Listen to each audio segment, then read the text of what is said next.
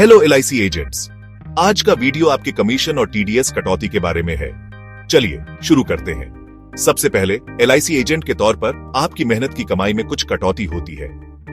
Group term insurance premium और TDS यानी tax deducted at source आपके बैंक अकाउंट में पैसा आने से पहले काट लिया जाता है।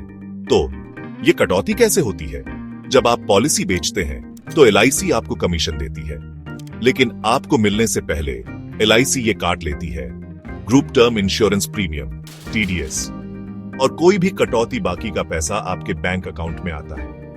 अब कुछ एजेंट्स कंफ्यूज्ड और परेशान होते हैं। उन्हें लगता है कि उन्होंने ग्रुप टर्म इंश्योरेंस नहीं लिया, फिर भी एलआईसी काट लेता है। इससे कुछ एजेंट्स डिमोटिवेट हो जाते हैं। तो एजेंट्स क्या चाहते हैं? बहुतों ने रिक्वेस्ट की है कि group term insurance premium optional हो या हट जाए, लेकिन एलआईसी ने अभी तक कोई बदलाव नहीं किया है और ये कटौती अभी भी जरूरी है।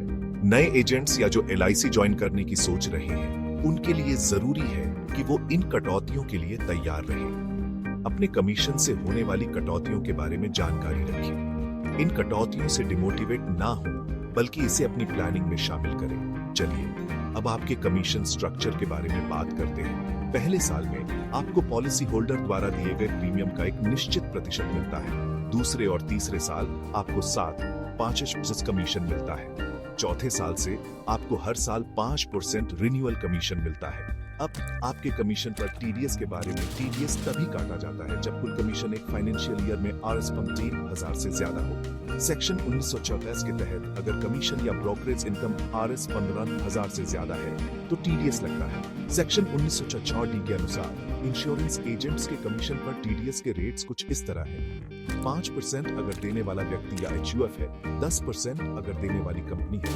20% अगर पैन नहीं है।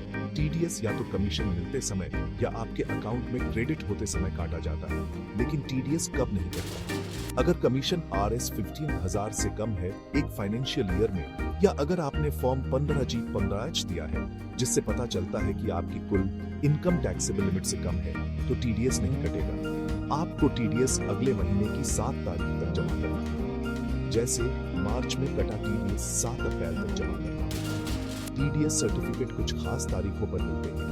अप्रैल से जून तक का 15 अगस्त तक, जुलाई से सितंबर तक का 15 नवंबर तक, अक्टूबर से दिसंबर तक का 15 फरवरी तक, जनवरी से मार्च तक का 15 जून तक। एक अच्छी फाइनेंशियल ईयर 2025-26 से इंश्योरेंस एजेंट्स के कमीशन पर टीडीएस रेट 5% से घटकर 2% हो गया है और कटौती की सीमा आरएस 15,000 से बढ़कर आरएस 20,000 हो गई।